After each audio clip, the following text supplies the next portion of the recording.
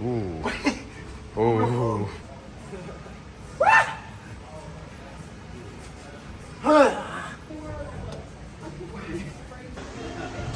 Yep. Yes, sir.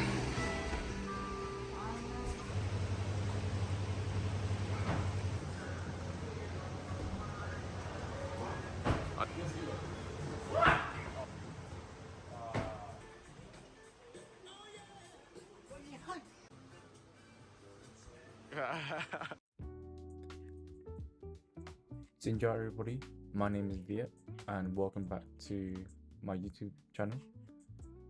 I just came back from another stripping session at Rice Climbing, and the first thing I wanted to say was thank you to everyone at Rice Climbing for letting me strip there and gain some very valuable experience.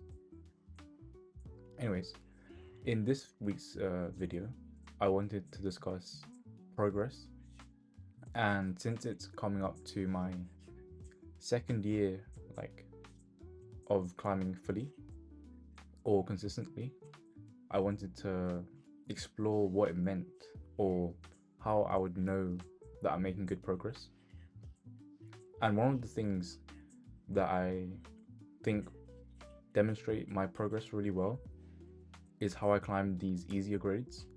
And if you watched last week's video, my Monday sessions are volume sessions, and that's where I'm doing like V1s to V3s, and the point of the session is to flash everything and work on my technique and like execution. And if anyone knows me like personally, this is like a 360 moment, really, like a full circle. I remember last year or like 2 years ago when I first started climbing, these were the type of climbs that I would be filming and posting on my Instagram.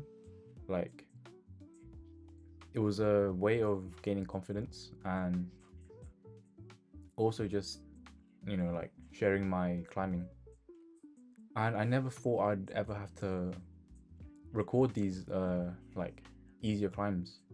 I thought now that I had a YouTube channel, the main focus would be doing harder things. But I think one way to gauge how much you've progressed is by how you climb easier stuff and how confident you are. Because if I were to compare these climbs or the way I climb these easier climbs to how I used to climb them, there would be a very big difference. Like, just like even looking now to like the minor details of body positioning and the way I'm moving on the wall, not just obviously the main things such as power and strength. But yeah, um, something I wanted to reflect on was uh, why I even started this YouTube channel. It's all weird to compare it to Instagram, but a couple years ago, I wasn't really confident in myself, and the only way that people would ever see me or see any content about me was my climbing. And for sure, I think this YouTube thing is really helping me with my confidence, making me like speak and really vocalize what I'm thinking. But I think the point of YouTube isn't just for my confidence. I think it's like building a good community. And one thing that I really want to say before this video progresses is a massive thank you to everyone who has been watching and supporting. I think the last video reached over 400 views, which is a really big milestone. And I'm just grateful to everyone who has been watching and liking and subscribing. And if you haven't already, please subscribe and like the video. Anyways, this V1 was one of the hardest V1s I think I've ever done. And I think it was me just psyching myself out, because I'll be the first person to admit that I suck on these I believe they're called TS holds, like the big macros. And Even though I always praise rice climbing for its really intuitive and clever route setting, I couldn't understand the sequence for this V1, and I think that was partly a psychological thing because I was expecting not to be able to like utilize those TS holds, and that's one thing I need to improve on, and something that my mentors at Rice Climbing have been telling me. Just in like, if we take life as an example, or we boil it down to route setting, climbing, even stripping, in order to succeed in all those things, we need to do these things with confidence. And obviously, I know I'm able to climb V1s, V2s, V3s, but sometimes I doubt myself that I'm choosing the right beta or if I'm doing the right thing on the wall. But I think one of the things that these volume sessions are really helping me to do and realize is that I've progressed a lot and I should be way more confident on how I climb and trust myself and my instincts. Because sometimes, not even on the easier climbs, but maybe on V4s and V5s, I might doubt my beta, and let's say I'm really close on a move, I'll do it, and if it doesn't succeed, then I'll instantly swap and like try something else. But I think what I need to do is really trust my instincts and listen to how my body feels. And that's one thing that you learn through climbing a lot and getting the reps in. Because even though climbing isn't like straightforward or like comparable to walking or running or those like really basic things, once you understand what your body wants and how it wants to move, I think climbing becomes really straightforward. And being able to practice on V1s, V2s, and V3s, it helps me to refine my technique, and I guess also save some energy for newer sets as well.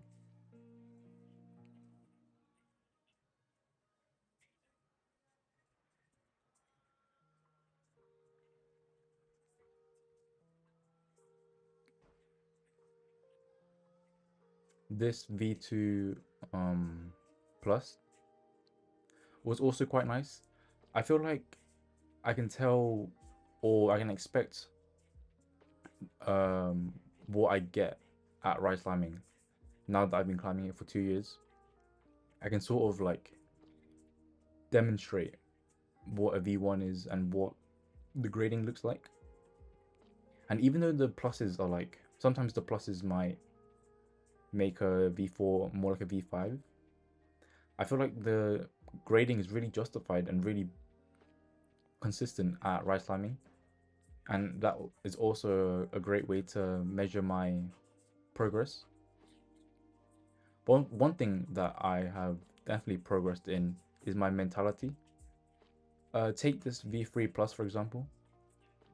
I know that myself a couple years ago would be really embarrassed to not like fully send this climb. And what you're watching is my flash attempt. And as you can see, I'm trying to work out this top section. The climb is it's quite good. But this top section, as you can see, when I'm going to the last hold, it's really greasy.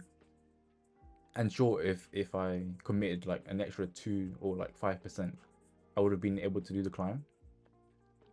But yeah, even if I'm not able to fully send the boulder or take a boulder off, I'm not like upset that I wasn't able to do it.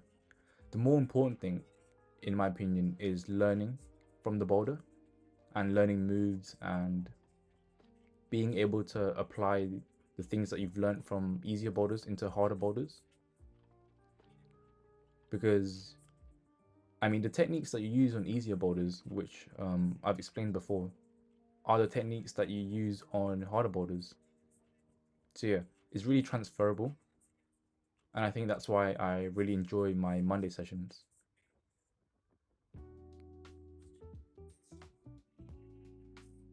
And another thing which will be showed after this V1 is that if I climb something and I'm not really happy with the way I've climbed it, I'm always going to try and climb it once or twice, like, so that I can refine my technique.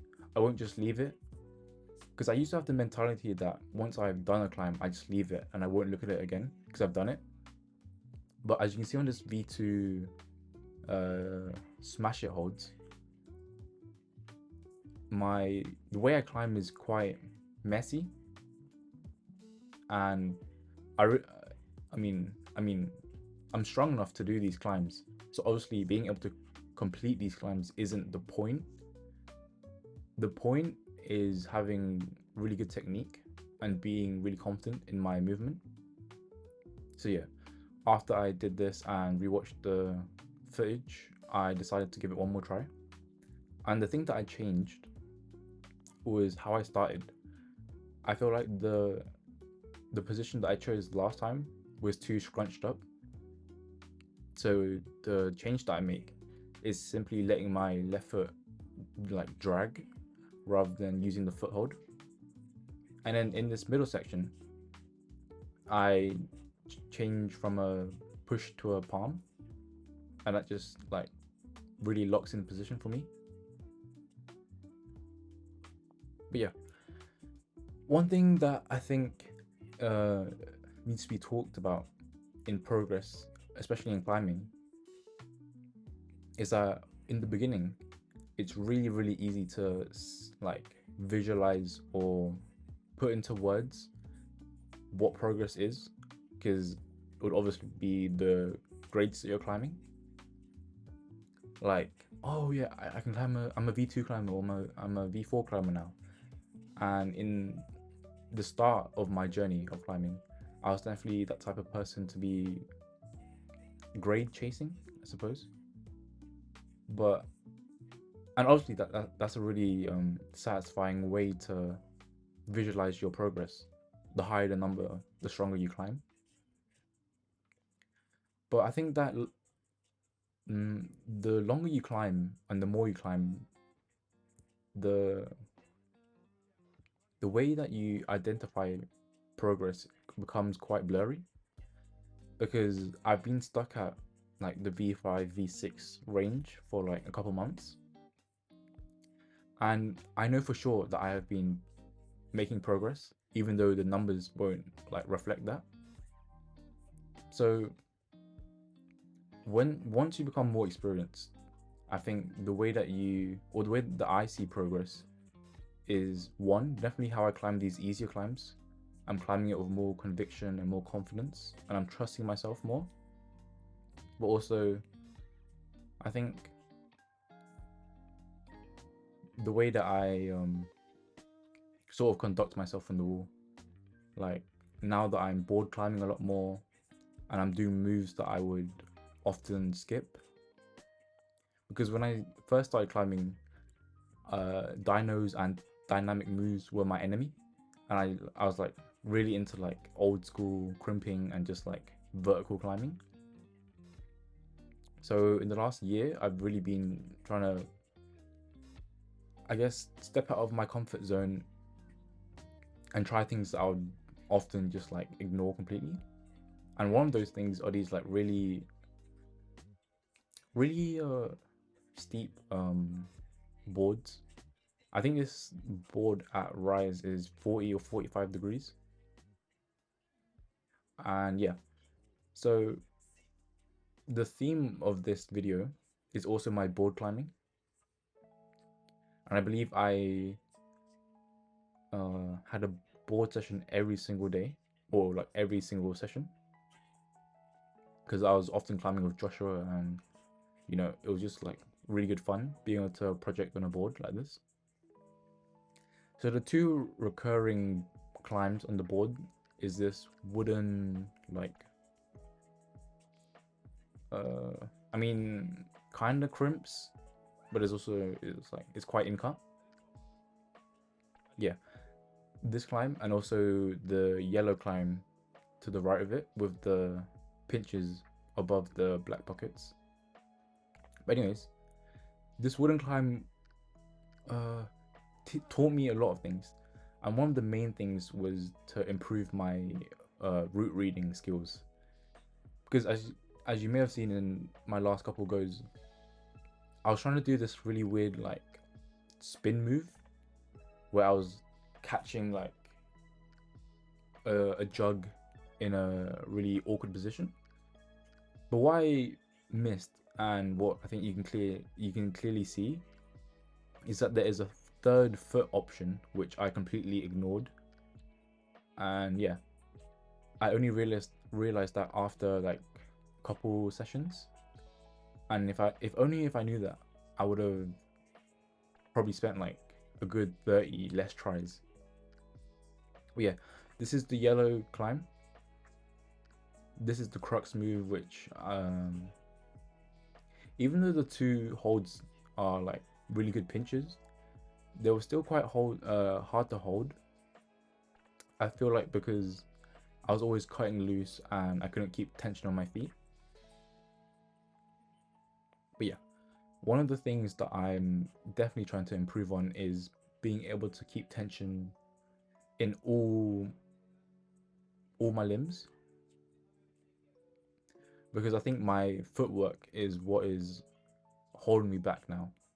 I think I'm definitely strong enough to do these climbs, but I definitely need to work on digging my toes in more and learning more refined techniques such as bicycles, but also just being able to apply my force better, such as flags and heel hooks and whatnot. So yeah, here you can see I'm doing that weird like move, and it does work. And I'm skipping like a lower foot, and I just go to the high foot. But I realized that that was the wrong beta. But I wish I realized that sooner, so that is definitely something that I need to work on. Anyways, since Monday is the day that Bryce Climbing sets its new boulders, I was able to try this new set on Tuesday. And yeah, this V3 was really comfortable and really nice, and a good warm-up as well. One thing that I'm really enjoying at Rise is how dynamic the overhang stuff is becoming. And yeah, I think it really suits my style, for sure. And then next up is this green V4. I was able to flash it, but my beta was really messy once again, so I gave it another try. And one thing that I would like to do on this climb is play a game of elimination. I feel like this V4 is fairly soft, like on the softer side. And one thing I want to do is remove the second hold, like the first move, and do a big like cut loose to the jug. And I feel like the reason, or the main reason why I like eliminating holds is obviously not to show off and, you know, do anything too dangerous, but I think it's to make the moves bigger and make it slightly harder, to give myself a challenge, because I am a fairly tall climber.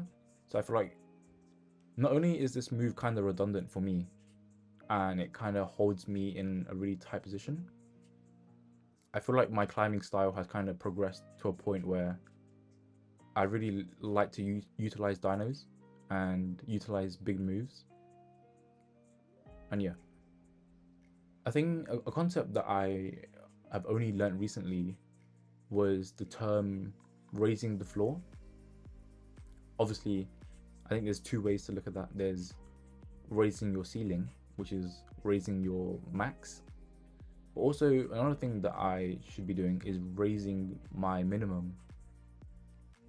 And obviously, one way to do that is to practice my finger strength.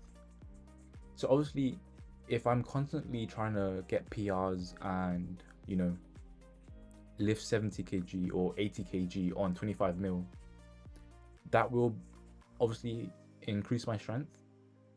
But with all that strength, I won't be able to apply it if I'm not raising my floor, and if I'm not practicing those heavier lifts on like the 15 mil, for example. So yeah, that's another reason why I am doing the easier climbs.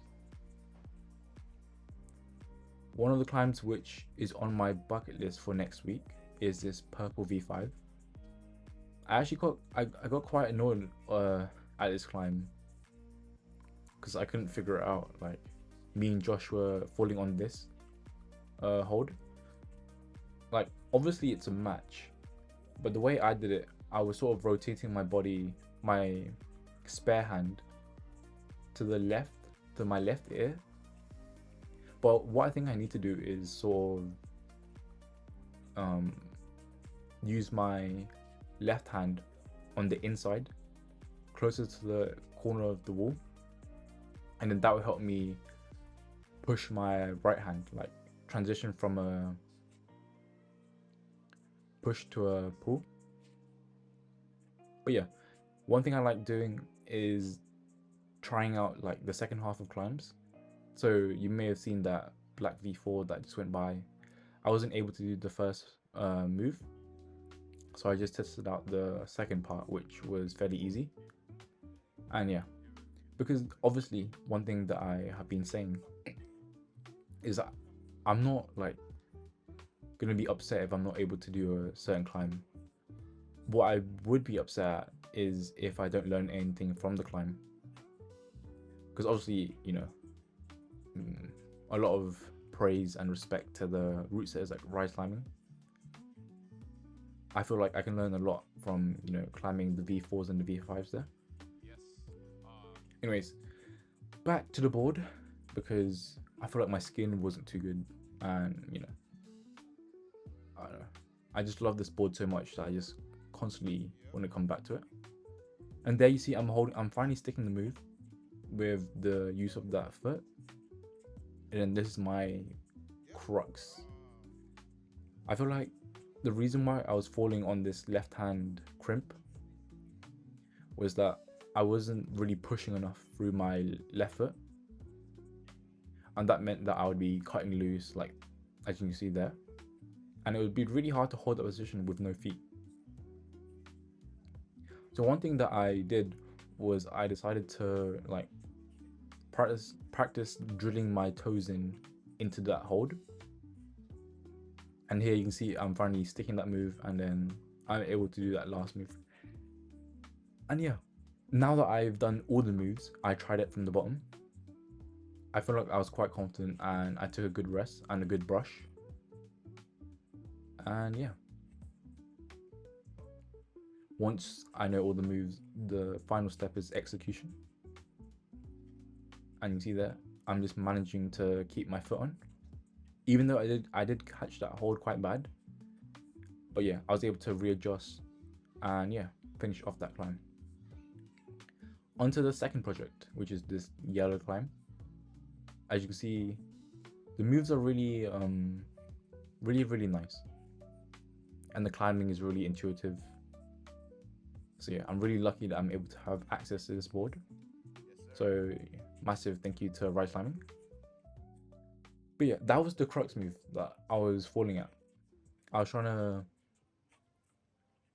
I guess, I did force the cut loose when I had that right hand, but then I was trying to instantly kick my left foot back onto the start hold. But the problem was that there was a blocked like section of it, so you have to be really precise, or else you just fall off the move completely. And yeah, so I took a rest day on Wednesday as planned, and this is the Thursday session. As some of you may know, eagle-eyed viewers, the new set was also changed up a bit. There was an infill, and then a couple of the climbs were removed and replaced with some easier stuff, such as this blue V3, which I really enjoyed. I think it's flowy and really it's really comfortable. I don't think any of the holds are too bad, or any like awkward positions, which is what you should expect in a V3, I guess. But as they say, there are always climbs that just call your name, and for sure this purple V5 was one of them. but also this crimpy light V4 blue. I didn't expect it to be so long, or like I kind of underestimated how long this climb was, because there's just like a bunch of moves and it was really quite pumpy. And I think I was only able to give it like 3 attempts, but I was really determined to do this because this is like my sort of anti-style. The holds are really small and like they're like okay crimps, but what it's testing really is my endurance and my route reading. There's a really nice heel hook that I did in the beginning, and I think this is the crux where I just cut loose to this right hand crimp. The moves are quite big, so I think cutting loose wasn't too bad there. I couldn't find a alternative, so I just went for that. This is me obviously trying the second half, just so that if I'm able to get past the crux move, I won't be like fully pumped and I will be like just confused about what I need to do. But even doing it from up there, I remember I was really pumped. So I think I took like a good 10 minutes of rest. So yeah. The start is a heel hook, and then I'm working my way up higher. I think here I put in that heel hook, which lets me do that bump. Making sure that I engage straight away so that I don't just like fall off if I'm cutting loose. And then yeah. The second like half is way easier since the angle has changed.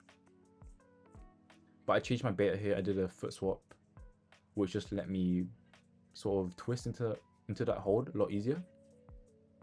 And then yeah, work my feet up, and yeah. I think that was one of the hardest V4s that I did, mainly because of the pump, and I'm terrible at those longer boulders. So I was really happy that I was able to put that down in like 3 tries, I think. And obviously, since I knew I was going to be stripping this week, I did some off-camera attempts on the like overhangy bit. There was that yellow V5 and that black V4, which I really wanted to do, but I was only able to give it like a couple like really low energy attempts. I don't know why. I feel like maybe it was a mistake doing that V4 so soon, because I was really pumped, and also I like couldn't be bothered to rest for like an eternity. So yeah, I went back onto the board, and in my mind I knew that okay, I'm just gonna do that, like those 2 climbs on Friday, and this would be like the session where I really try hard on the yellow. So the climb, you start quite high, so I was thinking of giving it a sit start like eventually, but yeah, for now you have a 2-finger pocket on the cling which you start on, and a pretty decent like this edge for your left hand. And what I like to do is I start left foot and I flag, which lets me do a bump up to the first pinch, and then I place my foot on and I do a move to the second pinch. On screen right now, I was trying this. I actually don't know what the line of holds are called. The orange crimps, I suppose. But I was feeling really tired, and I feel like I wasn't making that much progress. And something that I need to definitely improve on is my tunnel vision. As you can see, I'm really giving low energy efforts on not only that orange climb, but also this orange climb. And I feel like my efforts would have been much. I suppose I would have learned a lot more from trying that black V4 and the yellow V5 downstairs. And obviously, I knew that that was going to be what was going next in the strip. But yeah, that's definitely a mistake which I need to rectify in the future and just learn from my mistake. If I'm stagnating in a part of my training, such as the board climbing on a particular session or day, I just need to, just mentally reset and try something else. I shouldn't be so tunnel vision on projects, especially if I think this was the only session this week which I was alone. So yeah, I wasn't really psyched to board climb. But yeah, anyways, to my post workout, I won't be filming all of it, only like a couple of sections. So yeah, Thursday I think is my finger strength day. And one thing I really like to do are these finger curls. And I'm alternating between 25 mil and 15 mil as well. And I think I'm working in the ranges of 10 to 25 kg. I don't want to overload my fingers, especially after a decently long bouldering session. But yeah, I've been seeing a lot of progress using this workout and this exercise. So yeah, I'm just gonna keep at it and slowly increase the weight, but also definitely get more confident on the smaller edges, because I need to be stricter on my form, keeping the half crimp, being sure that my fingers aren't like getting any risk of injury.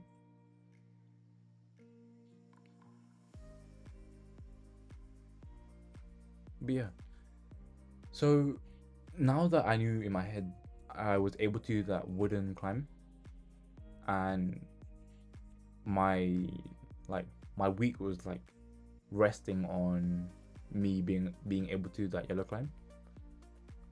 I wrote down a couple of things that I learned from both climbs. I think obviously the like glaring mistake from that wooden climb was my error in route reading. I definitely need to, take more time in before I climb and get onto the wall. I should definitely try and read the beta better. I feel like sometimes I either overestimate my like strength or how big of a move I can do, or I underestimate how I might feel on a hold, for example. And then as for the yellow climb, definitely the main thing I think is execution, because I feel like I was strong enough the entire week to do that yellow climb, but some of the simple mistakes were, my foot slipping or me not just try harding enough. So in the future, and a tactic that I should really like implement is that I should make every attempt count, because my mentality when I'm climbing is that I really don't like prioritize my flash attempt, my first try. I always like sort of give like a half effort attempt where I'm like just testing the holds, or like I've in the back of my mind I have the expectation, oh, I'm not gonna flash this, I'm just gonna see what happens. And then that progress is like, okay, so this is where I can get to, and then whatever else is like a bonus. But what I need to be doing is making sure that all my attempts really, really count. I feel like a really good example was this V5 purple. This is definitely my style. The holds are quite comfortable until these two holds, the ones close to each other. But I feel like if I just rested a bit more and I gave a bit more care and I was more concentrated and focused, I'll definitely be able to do the climb. And Friday was a quite a busy session. I did promise to myself to attempt that V4 black and that V5 yellow. In the end, I did not even give it one try. So yeah, I don't know what I was thinking. That's definitely my mistake. I was just I was way too tunnel visioned on this purple V5. And what me and Josh were saying was, like next try is the try which we get the climb, right? But obviously that never came, and I just burnt too much energy trying the penultimate move. But since this was a really big group of people and the session wasn't so focused, I don't really blame myself as much. And Josh was really um, wanting to work on this yellow. So yeah, here you can see I'm finally getting my foot back on, but I fail on that last move. But I think I was strong enough to do it. I was definitely, all I needed was a break. Now that I have it in my muscle memory, and as you can see, I flashed that move now. And the difference was definitely just like activating my toes more, not just like leaving my foot there, but really digging it in and then like pouncing off that foot. And now that those two climbs are ticked off, and I feel really confident on those two climbs, the next boulder or board climb that I have in mind is this black and white, like crimps and pinches. The holds are really like textured, like real rock, I suppose. And the moves seem quite complex. And I think it's close to my limit. So this is like my long-term project, I suppose. Because as of now, I've mostly been doing like the moderates or the slightly easier stuff. But I really want like a long-term project that I can really work on each week. At this point, I wasn't even able to do a single move. So yeah, there's a really long way to go on that climb. But I'm really psyched on this climb. But yeah, the main takeaways from that yellow climb, definitely I need to just try hard from the get-go. Secondly, I need to rest more and make every attempt count. And yeah, obviously I need to just be more conscious of my route reading.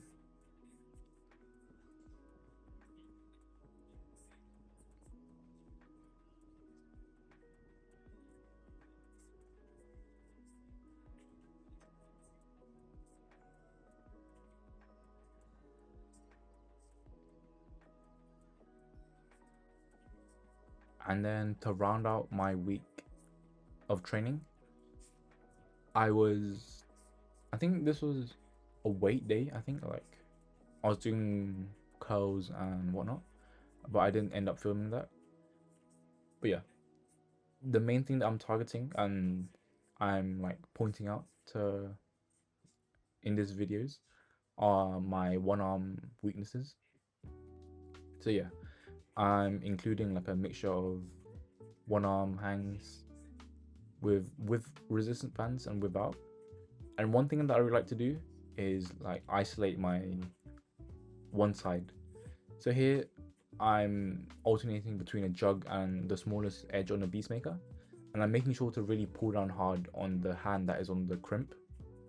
And almost, I think what it does for me is it activates that side and it's training so that my my sides, like my left and my right, are becoming more independent and stronger. Because there are a lot of times where I fall off a move because it's a one armor or one arm is just like not strong enough to hold a hold. So yeah, this is one of my biggest weaknesses, and if there are any other ways that you know that I could improve, please let me know. I will definitely need to do a bit more research on how I can improve my one arm strength and in general my finger strength as well. But yeah, thank you everyone for watching this slightly longer video. I hope you enjoyed the longer videos. um I really do enjoy making videos. I feel like at the end of the week it's always a pleasure to come and sit down and just record its videos, and it's really nice to just see the progress and see myself improving week on from week. I feel like even just in the span of these, like I think 2 months, 1 month, uh, if you compare myself from the first video to now, I feel like there's already quite a big difference, and I'm really pleased that I'm making good progress. And I just want to thank everyone for watching these videos, and I hope you all enjoy your summer. Thank you.